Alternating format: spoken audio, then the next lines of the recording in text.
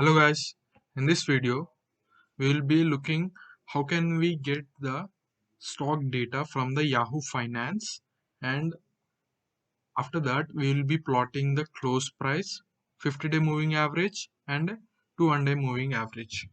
So let's import the necessary libraries. Import Y Finance as YF, import pandas as PD, import matplotlib.pyplot as PLT, and we are using this style Seaborn White Grid. Make sure that you have installed all these libraries. For installing the Y Finance, it is pip install Y Finance. You can go to the terminal and you can install to the Anaconda terminal.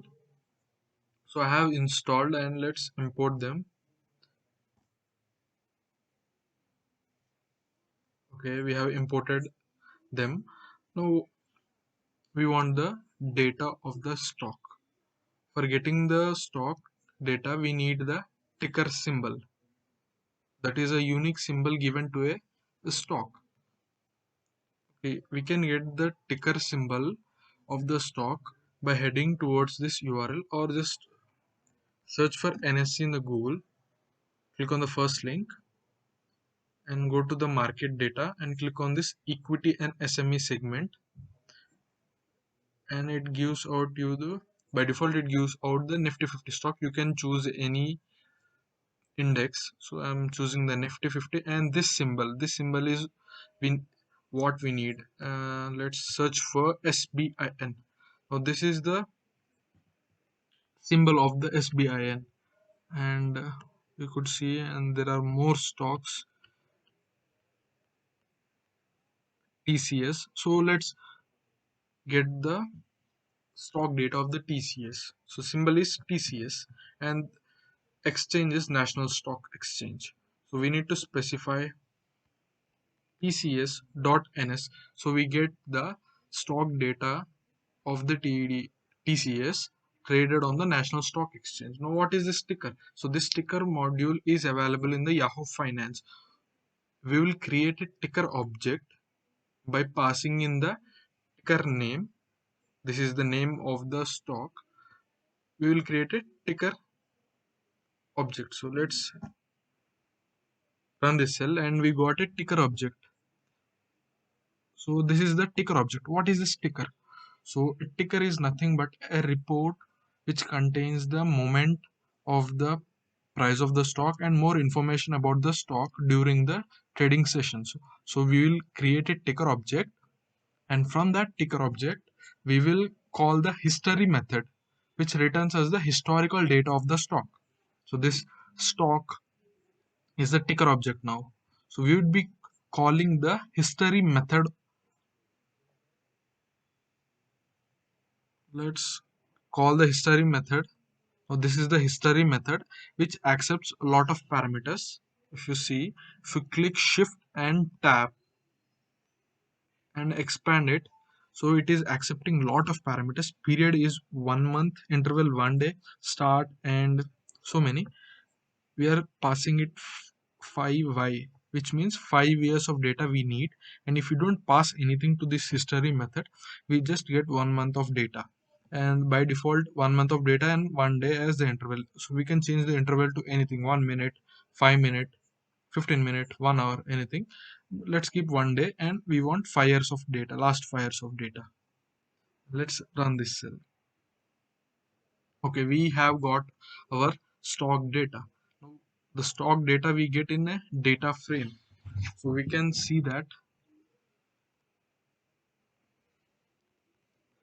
stock data. So it had written a data frame. Now the index is the date. This is the opening, high, low, close, volume, dividend, stock splits. It returned so many things. What we need is the close. Okay, even let's keep open, high, low, and close, and just ignore these because these are not needed for plotting purposes. So we can ignore those. Okay, now let's uh, drop the volume, dividends, and stock splits columns. So we will keep in place is equal to true, so that it will affect the stock data frame. And by default, the axis along which you are dropping is set to 0. That means row. We don't want them. They are not actually present along the row. They are present along the column. So we need to set it as 1, or we need to pass the string column. And if you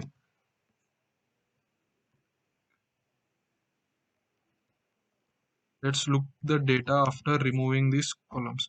Now this is our data: open, high, low, and close. We will not use this open, high, and low. We will be using the close, which is very important. Closing of the stock is very important, right? Opening, high, low, we don't care. After trading session, where it closes is very much important. Okay, now using this, we are calculating the 50-day moving average and 200-day moving average. Now let's see what we are doing. Stock data. So we are choosing the close price by specifying the close, and we are taking the rolling mean. What is this rolling mean? So in the rolling method, we need to specify the number of days: 50 day, 20 day, 7 day. So we want 50 days. And mean. So what is this? Let's understand this from here. Okay, 2015 1211. So this was the closing price. So in order to know the 50-day moving average on this particular day, what we need to do is we need to take previous 50 days value, sum those value, and divide by 50. Then we will get the 50-day moving average. But we don't have the 50 days, previous 50 days, right? Before this, we don't have 50 days. So we will be getting the null value after the closing price, after the 50 days. So from the 50th day, we are having the 50 days price. So from that day, we will be getting the 50-day moving average, and we will be dropping all the rows which are null values or NA. So what is 50-day moving average? It just takes the last 50 days values, maybe close, high, whatever. We are using close, add those, divide by 50, and that is the 50-day moving average. Now this moving average is like a filtering operation. It just clears out the daily noise from the stock price can increase or decrease on a daily basis, but on the long run, the stock, if we know the moving average, we get to know the direction where it is heading, whether it is going up or down, by seeing the moving average. Okay, and this is the same. If we specify 200, it calculates the 200-day moving average. It requires last 200 days to calculate the moving average. Takes 200 days closing price, add them, divide by 200, and it continues. It goes on. It will be incrementing, yeah, until final we reach the latest day. And we are storing them as the different columns, which is 50-day MA, 200-day MA. Okay, now let's run these. We have successfully run it. Stock data. If you see, there are a lot of rows where it is saying NaN not available. It did not calculate, as there is no 50 days value before that. So, and after some columns we can see the price. This is the 50-day moving average, and this is a 200-day moving average.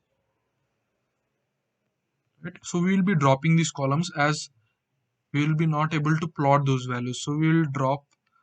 So what is this drop NA? So using this drop NA method, it drops all the rows wherever there is at least one null value in the column. So it drops all the rows. And we are setting in place is equal to true, so that it will affect the actual stock data. Well, let's check the stock data.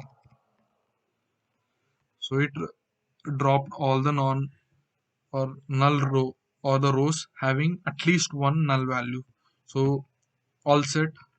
We are having the required information: close price, 50-day moving average, 200-day moving average.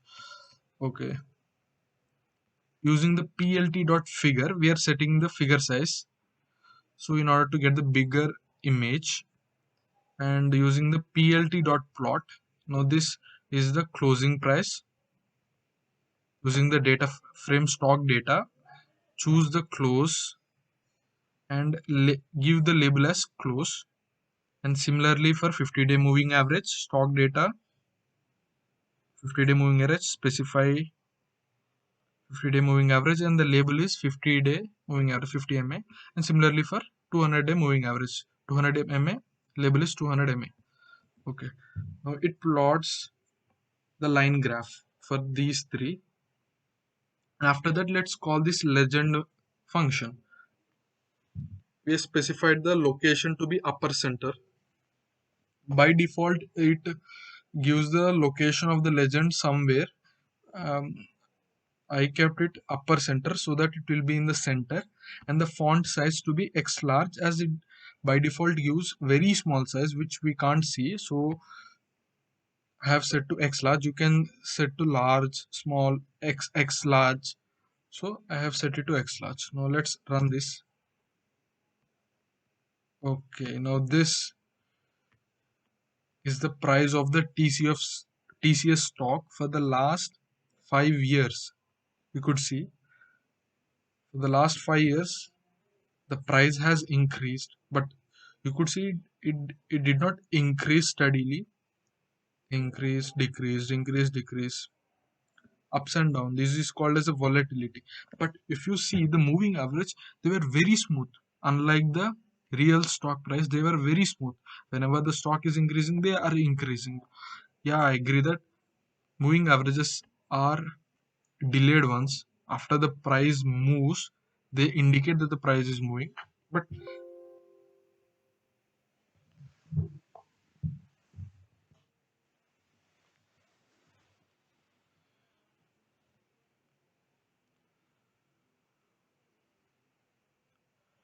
the smoothing averages are very smooth so that they delete the noise which are caused during the intraday trades. So let's see.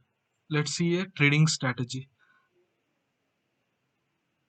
Let's see over here. The orange is the 50-day moving average and a green is the 200-day moving average.